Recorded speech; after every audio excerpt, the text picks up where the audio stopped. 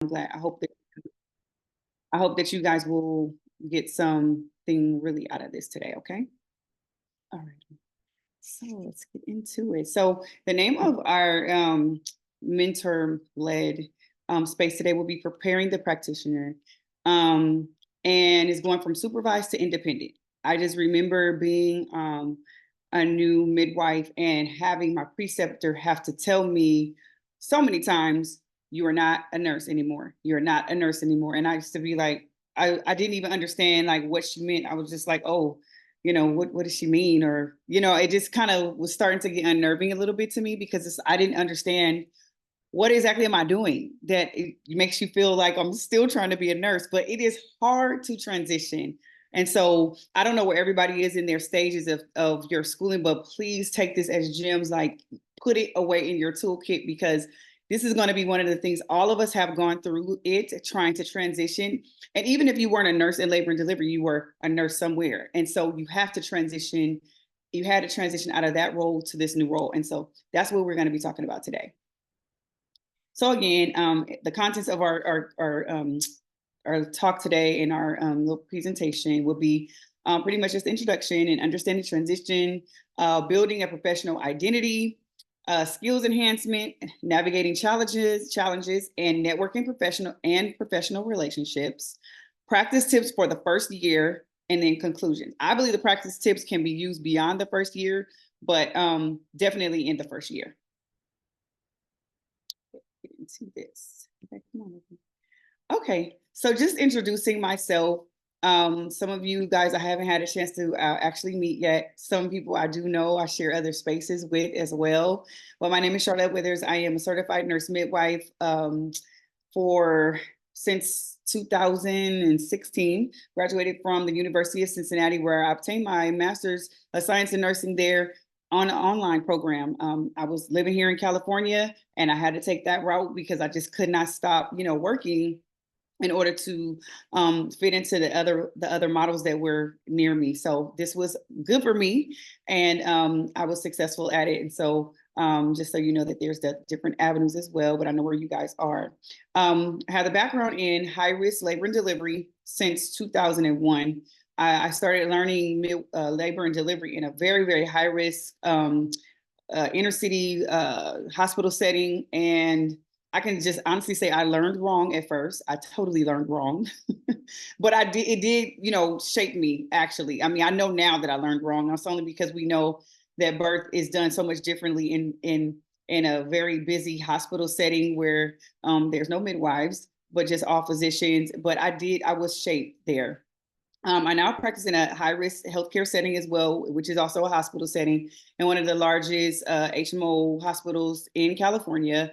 And again, it has continued to shape me as a midwife. I am able to possibly do a lot more than some midwives in some settings because we have no option. We don't have a choice kind of thing. We have to have our hands on and collaborate with the physicians there. Had the opportunity to, learn second assist and things like that, just to jump in on other things that otherwise I probably would not have. So I've been dedicated and very committed to this MMB program. I think this is an amazing place to be, especially for our BIPOC community. So the purpose of our discussion today will be to discuss the importance of transitioning from student to professional, to discuss the journey that cannot be omitted and its purpose for the professional's career. Also to understand the challenges of leveling up. Leveling up is not easy. There's challenges there, but it is going to grow you, I promise. They are necessary and they will not be in vain. And we also want to highlight on how to embrace the walk in the shifting of the mindset and the skill set. It's a shifting that goes on. You got to shift that mind, the skill set shift, our roles have shifted, and you're going to be a shifted person. It's going to be totally different than what you are. Even right now as a student, you're starting to put your hands in some things and starting to practice a little bit with your mentor and with your preceptors, but you guys, it's a magical shift that happens. Honestly, you don't even understand or know when it happened. It just does happen, okay? So this is a very, very important topic. I feel like it's rarely discussed. And if it's understood, I believe it makes you a very, very strong midwife. If you don't skip steps and don't try to put too much on yourself, and you follow these gems today, I believe that it will make you a very strong midwife. So understanding transition. So there's differences in the student and the provider. We know that, right?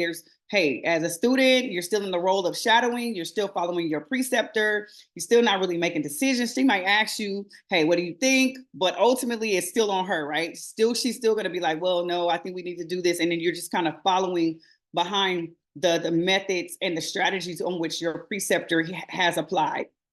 The processes of how, why, to diagnose, to implement, and treat, they have not been fully flourished.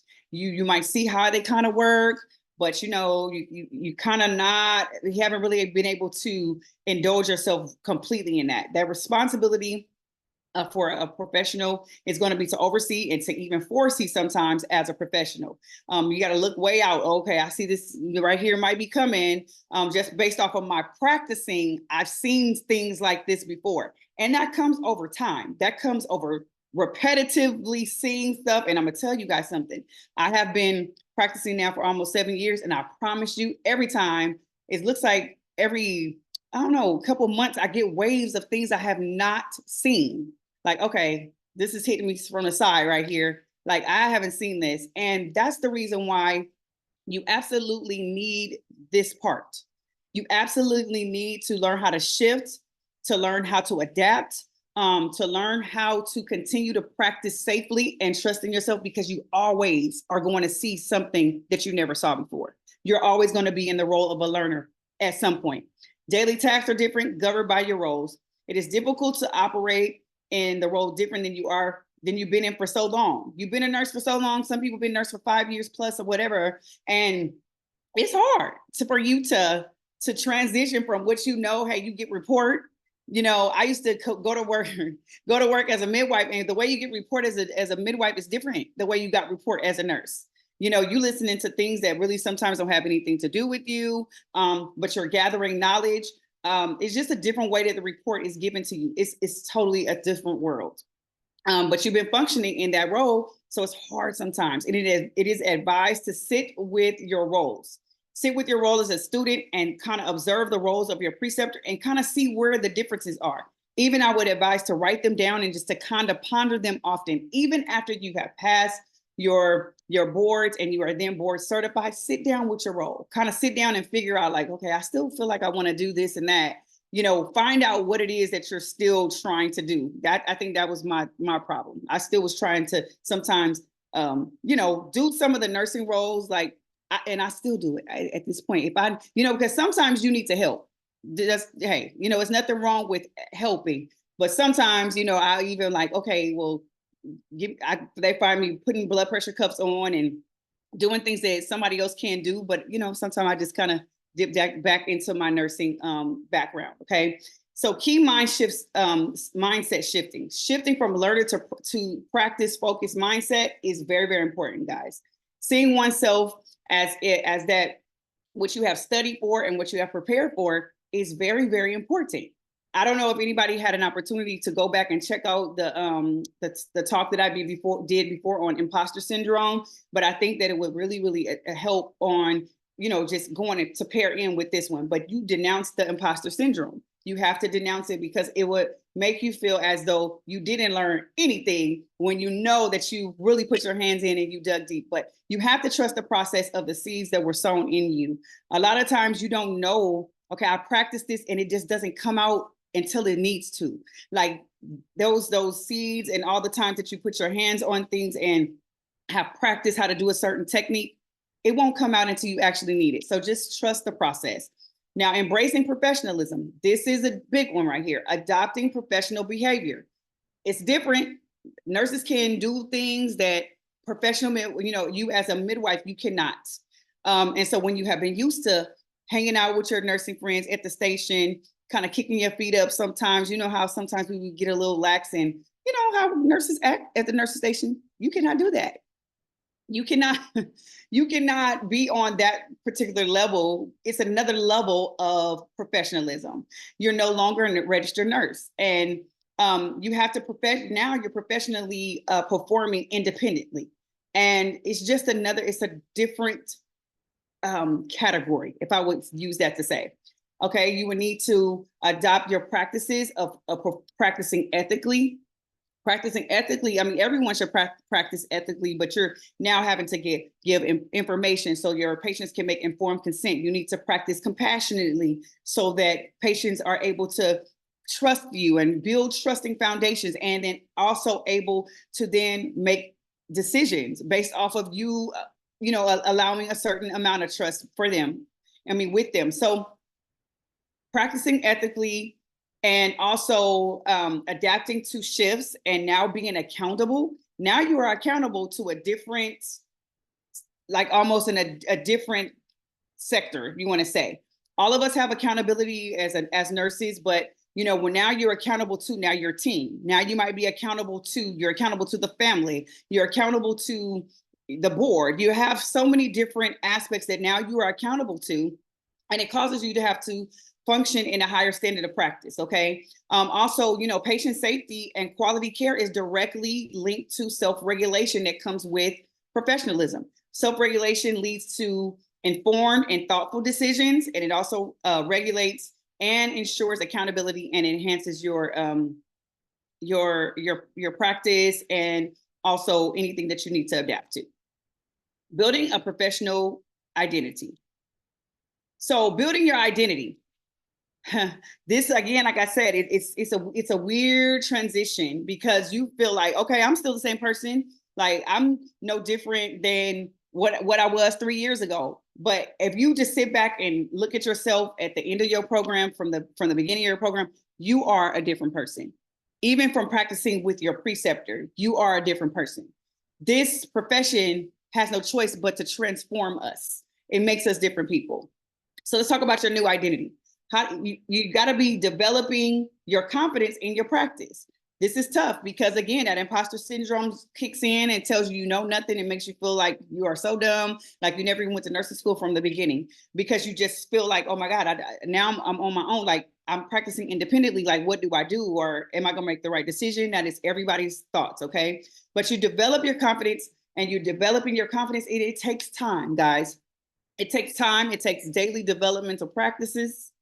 I mean, you probably feeling that right now. You guys feel free also to go in the chat, say things.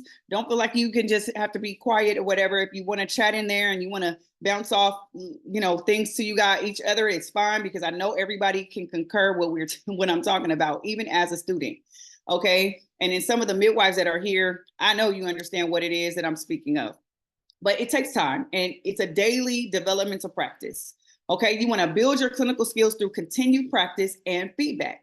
Find somebody who can give you healthy feedback. That's what your preceptor is for right now. Those people who are mentoring you in any capacity, make sure it's a healthy relationship and that they can give you feedback that you can receive, not to tear yourself down, but that's going to help to build you up so you know how to do it different next time if you need to. Okay.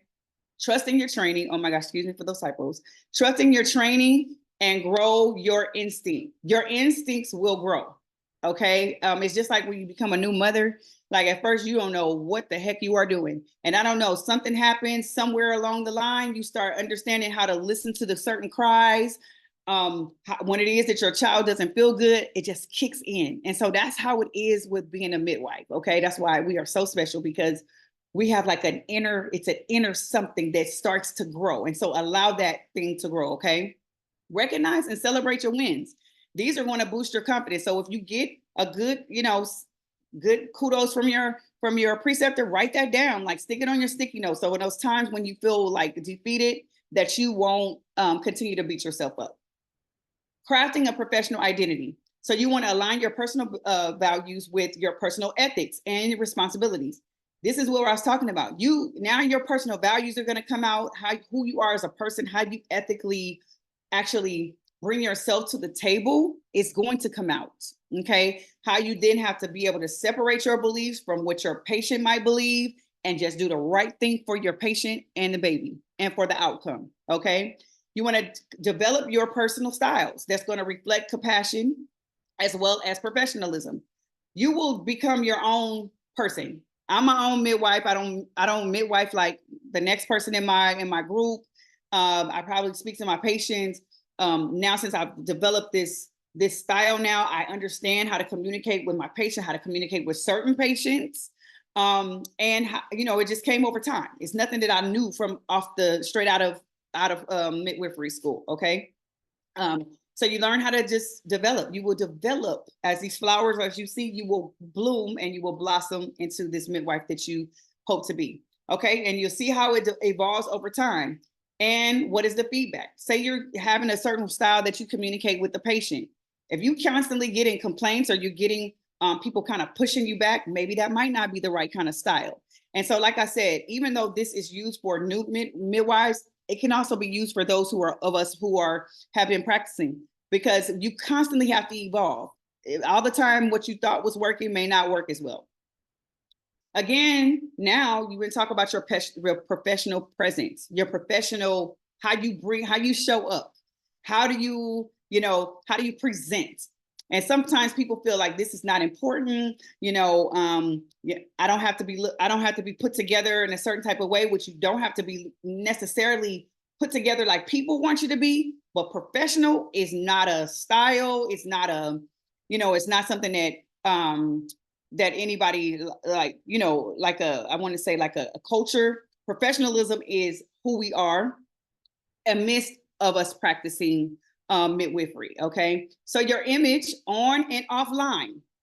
I'm gonna say that again, like your image on and offline is important. As you guys know, we are living in a social media world. I cannot tell you how many times I walk into my patients, I might not have known who they are. Oh yeah, I saw you on Instagram. I'm like, oh Lord. This woman found me off Instagram. How many times have people found me off Instagram just because I'm on there talking about midwifery? And they're like, okay, I'll look her up. All they got to do is go to Google, look her up. Oh, she works here. Oh, I'll go. And that's who they ask for to be their provider. God forbid, if I'm on there wilding out, doing whatever. Now, maybe some patients might want to come to me, but some might not. And I will not represent, to me, I won't represent the community of birth workers as I'm out here trying to be a professional and we're trying to change statistics and I'm trying to get good outcomes for moms. So your image, guys, I mean, how you present when people are looking and when people are not looking is your integrity as a midwife. How do you engage with others professionals? You got to engage with others. We need to, mingle and mix, get in groups, find out where the midwives are, find out where the new midwives are, continue to connect with your group that you have here. And so you guys can follow each other. It's a big time. It's a big plus, and it's something that you definitely will cherish. You want to demonstrate consistency in your behavior and your ethics across all forms to reinforce your professional identity. You can't be on one at work, and be one way. And then when people see you at the picnic or at the job, if you got a midwifery, say, well, okay. So you will have times and you will have circles that you can be, maybe you can let all that down. Okay. But then there's professional environments that you cannot. So how are you going to present, right? It's a good thing to look at. And then your skill enhancements. What are we going to say about that?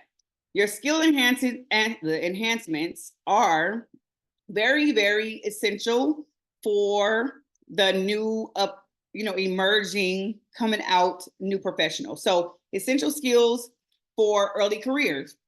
You want to master your clinical critical skills, such as like emergency responses. So, how do you handle a shoulder dystocia? How do you handle a hemorrhage? How do you handle, stop and drop?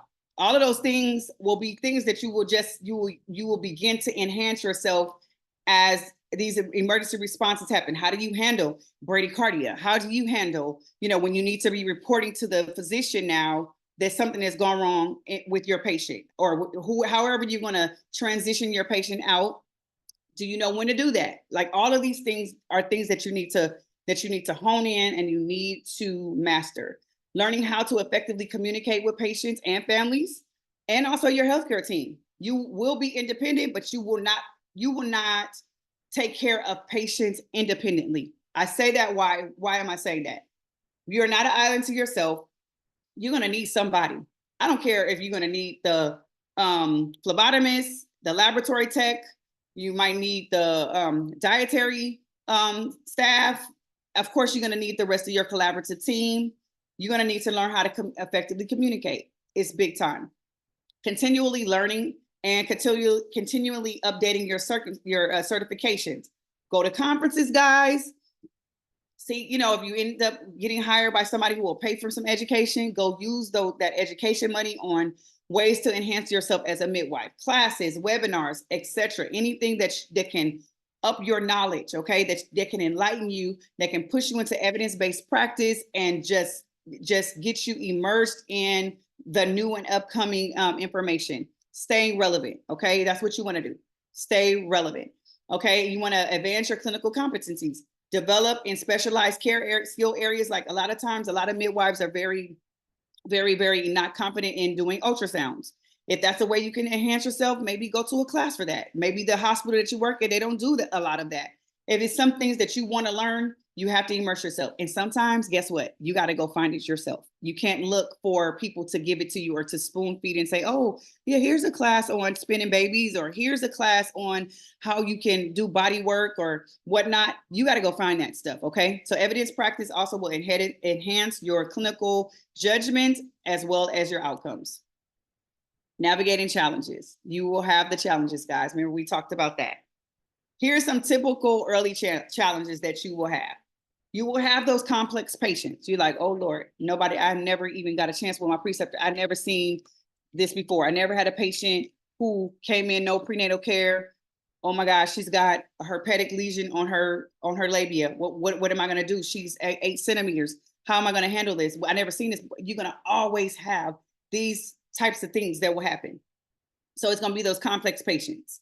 These are things you got to get ready for. How are you going to just breathe? Take the time, ask lots of questions. Don't dive into things that you don't know about by yourself. Grab some help if you have it at your disposal. And you're going to go into it head first, step by step, but head first. And then when you come out of that situation, you have then had that in your toolkit. I've done that. I've already done this and that. Your time management. Big time. How to manage your time, especially if you end up having to do call. For me, like I do 24-hour calls. I finally, after probably like a year or so, my body was okay with not, getting the amount of sleep for one night. It just had me all off at first, but I got used to it. And since that's what I chose to be where I'm going to be, then I know that's how I have to manage my time. Okay. And work-life balance, guys, big time, big time, big time. Because that's why midwives are walking away from the practice. That's why people are getting burnt out in their first year. This is not what we're trying to do. We came here for a reason. We are not trying to get burnt out in our short tenure. Not even in the longer tenure. We want to be able to do this, do it with grace, do it in a timely fashion, but not taking vacations, not doing things that you love, managing stress and burnout. You got to exercise. You want to make sure you're eating well, make sure you're staying hydrated, make sure that you are enhancing, like even your outer appearance, like, staying looking like the way you want to look, make sure your hair is cute up under that bonnet or whatever it is. However, you get your pedicures, your manicures, your massages, do self-indulging and self-fulfilling activities. Do them often, because if you don't, you will totally get submerged and you will totally get burned out just because of the stress related.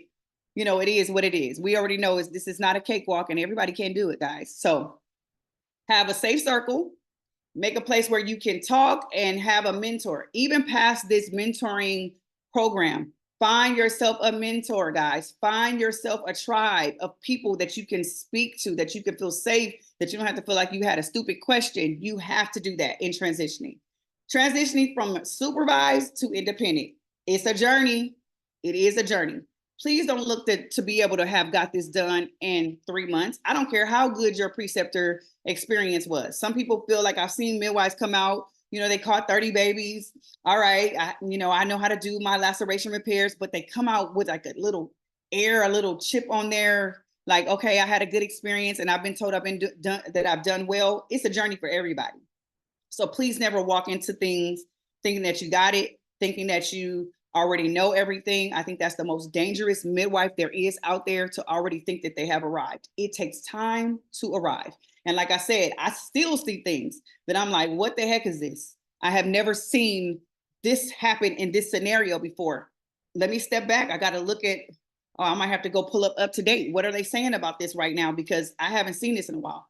You guys, this is why it's called practice, because you constantly will be adapting. Give yourself grace. Give yourself some grace. Do not put so much pressure on yourself to think, okay, I'm supposed to be here by this time. There's no such. So please don't do that to yourself. Get healthy feedback. Reassure yourself every single day.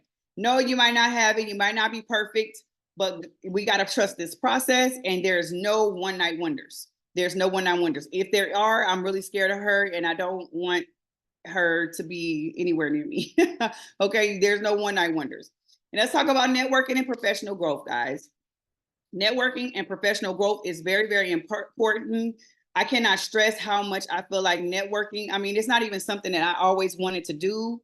I don't think that I pushed myself out there to that, but you need to network. There is a sea of midwives, and if you don't go find that sea, you're going to be lost. You're going to kind of be off to yourself, and it's going to really, really begin to not necessarily hurt you, but it's not going to help you. Okay, so you want to build your network. You want to build professional relationships that enhance your development and that offer opportunity.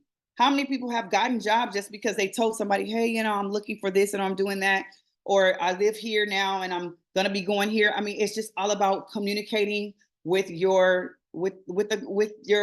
saying, okay, with the people that are in your tribe. Involve yourself in professional organizations such as CNMA here in California, such as ACNM, birth collectives. If there's Black midwife groups that you want to be find, if there's Latina midwife groups that you want to find, there's groups everywhere, some different coalitions and different groups that you can be a part of that's going to help to enhance you. Reproductive justice committees, they're all out there, guys. Okay, finding and working with a mentor. We already talked about this. Please don't stop your mentoring. Don't stop looking for mentors just because you're out of school. I still have mentors for different things that I want to do. There's still midwives that I rub shoulders with. We all are midwives, but they've been doing it longer than me. They know a lot more than I do, and I still need mentorship.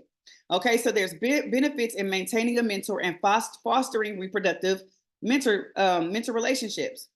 I know that sometimes, we look for our mentor to come find us, but honestly, if you need something from a person who has something that you need, you got to foster that relationship. That doesn't mean that you're, feeling any lesser than because you're trying to foster this relationship, but you need to, that's something that you need to keep going back to let that person know that there's something that they have that you really, really want to tap into. Okay. And then also active participation in professional development. Sorry, that word was left off. Get involved in advocacy. Okay. And I think it's supposed to say active participation in professional.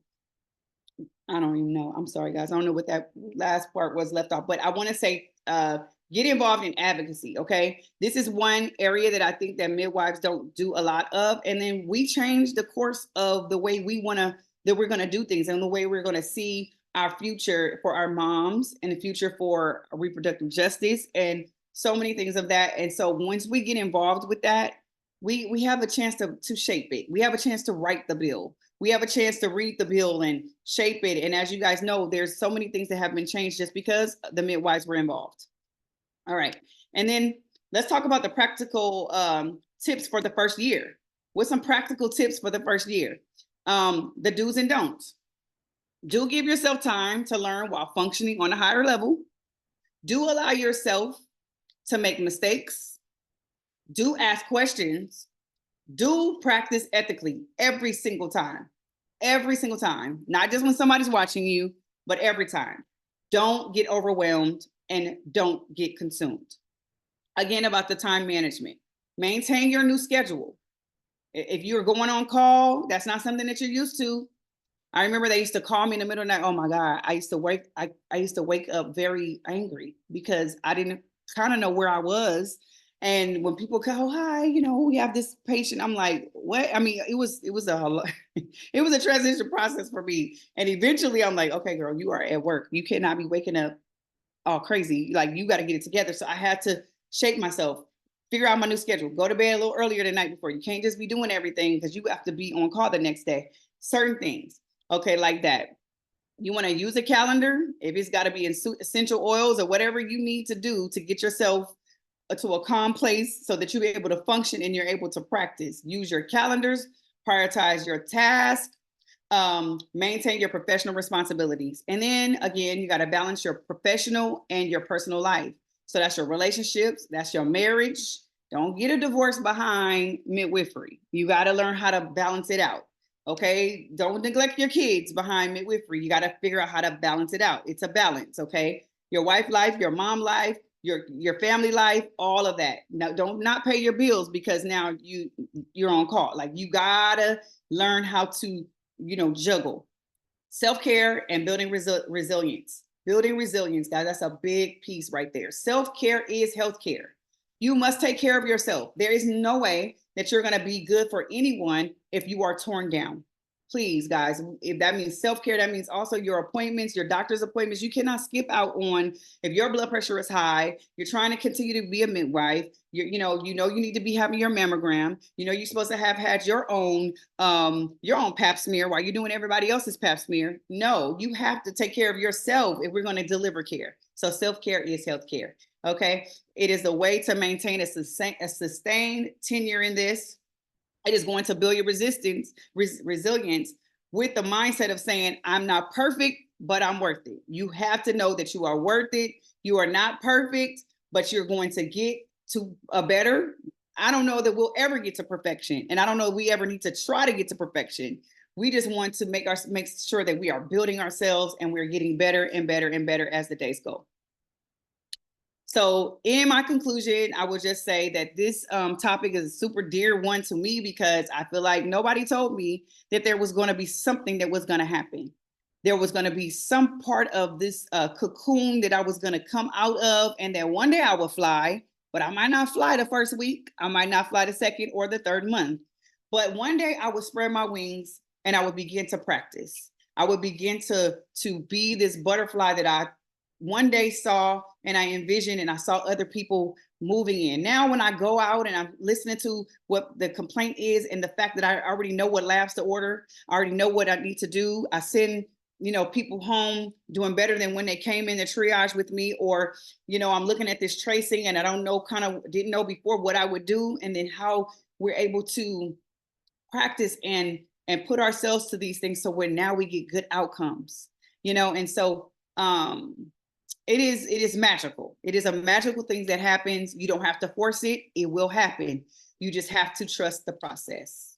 You have to trust the process. Be good to yourself as you are doing this part. Soak up all the information that you can from your preceptor. Continue to foster relationships. And I don't feel like you have to wait until you finish as a midwife in order to start networking, in order to start building relationships. So that's all I got for today, you guys. I definitely want to answer any questions that